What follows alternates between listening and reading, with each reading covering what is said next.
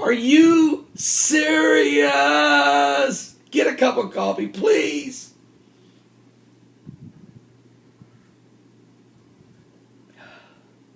Fresh coffee in my Are You Serious? Jesus Saves stainless steel travel mug. Stainless steel outside and inside with, of course, the protectable sliding lid so you don't get burnt and get a $1 million lawsuit like McDonald's did. Oh, and also these are 16 ounces. Mayor Bloomberg approved. Remember, he doesn't want anybody to have anything to drink. No pop, no soda pop, no juice, none. Over 16 ounces. Well, we were ahead of him. We got on the cutting edge. So Bloomberg, this is approved for you up there in New York City. Guys, let's get serious. What's going on? Are you serious? Oh, let's get serious because Time Magazine, on the cover of Time Magazine, it's a bright red cover, and you can go look at it. It just says one thing. It just says, How to Die. That's the title. No wonder we need Jesus to save us. No wonder we need to be redeemed from this world because we're preoccupied with dying. We're more focused on death than we are on life. The thief cometh forth to kill, steal, destroy. But Jesus said, I've come to give you life and give it to you more abundantly. All right. Jay Herring sent this to me in an email, and then you can go, the links are below. You can go to time.com, or also there you'll see the cover. But if you also go to tv.naturalnews.com, you can actually watch a segment on a video describing this very article. This isn't the only thing. Then I've got disturbing information sent to me from Stephen of Oklahoma. It's this constant preoccupation, constantly about dying. We're more focused on Dr. Death, on the doctrines of Jack Kevorkian, than we are the doctrines of life and the hope and the joy and the power of the resurrection of Jesus Christ. Let me just read this. Okay. The health ranger if you go to the Natural News, which is right there below, go to the link, you can watch the video, but the health ranger discusses the new Time magazine the cover titled, How to Die, which promotes death panels, killing the elderly to save money, even to receive bonuses, and even yanking feeding tubes out of the mouths of your own dying parents. Now, folks, we've lost over 60 million babies aborted in this country since Roe v. Wade in 1973, and we have become desensitized to death. We glorify death. Hollywood is just absolutely obsessed with vampire movies, alien invasions, The Walking Dead and zombies, and we're just constantly, that's all we do. Don't we know that Satan is the deceiver, that he's dragging us down into this dark, deep dungeon of death? How far will we fall? It's really disturbing. Let me just read to you the article sent to me by Stephen of Oklahoma.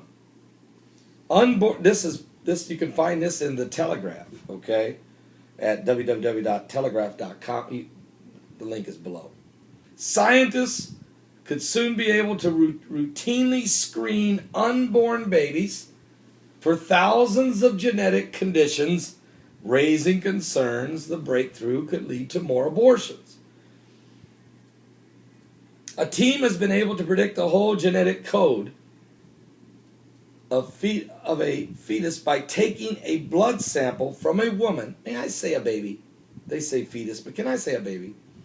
By taking the blood sample from a woman who was 18 weeks pregnant and a swab of saliva from the father. They believe that in time the test will become widely available, enabling doctors to screen unborn babies for some 3,500 different genetic disorders. At the moment, the only genetic disorder routinely being tested is for Down syndrome. This is a large-scale genetic defect caused by having an extra copy of a bundle of DNA called the chromosomes. Other such faults are sometimes tested for, but usually only when there is a risk of inheriting them from a patient. In other words, are they saying Down syndrome babies should be aborted? Because I'm going to tell you right now, some of the most beautiful children in the world have Down syndrome. Some of the most loving, caring, compassionate, concerning people in the world have Down syndrome. See, they're angels from heaven, and people just don't understand. We're so preoccupied with our own lust, our own desire for something that's beautiful and perfect in our eyes, yet we can't see the beauty and the perfection in the eyes of the children of the world. Even the children with Down syndrome. Don't you see the beauty? Don't you see the joy? I mean, I'm hurting right now because we're preoccupied on how to die. Well, we don't even have to wait till they're elderly to kill the elderly, because the death panels are part of the Obamacare plan, period, as it is completely unraveled. You got to understand that. Paul, no, don't say death panels. That's what they are. When they decide who gets a kidney and who don't, who gets a liver transplant, who don't, who gets stem cell transplants, who don't, who gets a bone marrow transplant, who don't, who gets surgical procedures of removal of cancers and who don't, based on a statistical analysis by a panel that will decide who lives and who dies. Folks, we are more worried about dying and saving money than we are saving lives. And it started because we kill our unborn because we don't like the way they're going to turn out. What's wrong? Are you serious? We need to get some outrage once in a while for somebody to stand up for the unborn and stand up for the dying.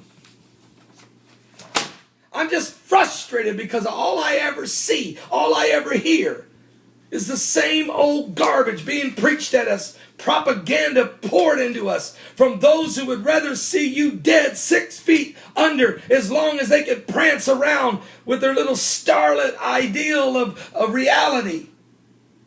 They don't retain God in their knowledge.